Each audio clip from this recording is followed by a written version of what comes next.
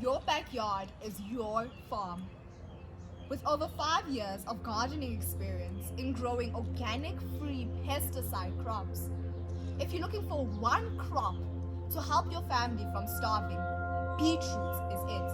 Help you survive during droughts and food shortages. I will show you why beetroots is the smartest crop to grow right now.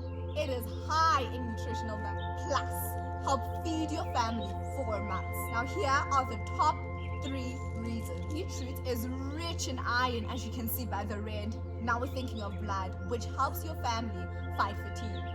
Beetroot is also high in vitamin C, which can help your family fight against any sort of sicknesses. This dynamite of a crop helps you boost low blood pressure. This dynamite of a crop has 2 additional benefits. The leaves itself can also be eaten in our stir fry. So eating its leaves gives you good calcium for your teeth, so good for strong teeth, vitamin K, as well as regular tummies, which no one wants constipation. So we're currently growing ours in South Africa. Beetroots can store well. They can last for a really long time. I think that's one thing home gardeners want. Crops that last. We don't want to sow and tomorrow they go off. So beetroots store well, can be grown in a variety of climates. Sit down for this last point. So, how can we use beetroots in our food? So we've grown it in our garden, but now how do we grow it? How do we eat it basically?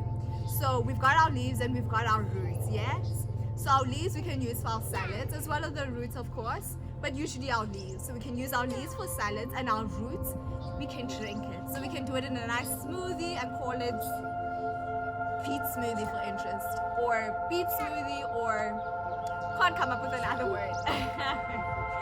But beets can be used roasted.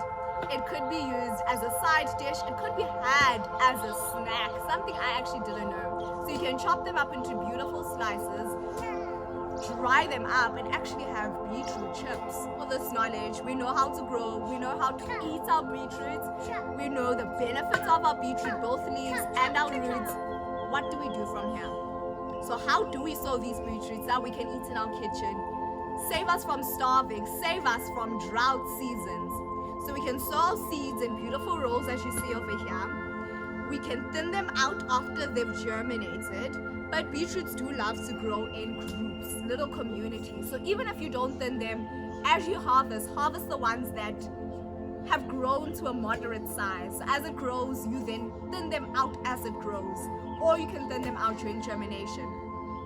Another way to grow beetroot is make sure the soil stays nice and damp, but of course there are drought resistant.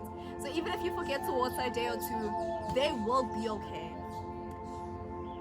Because we're eating both the leaves and our root crop, we need to make sure that beets get as much sun, because good sunlight means better leaves and better crops. So for your ultimate survival crop, beetroot is your go-to. It is bye for now, but we'll see you in the next one.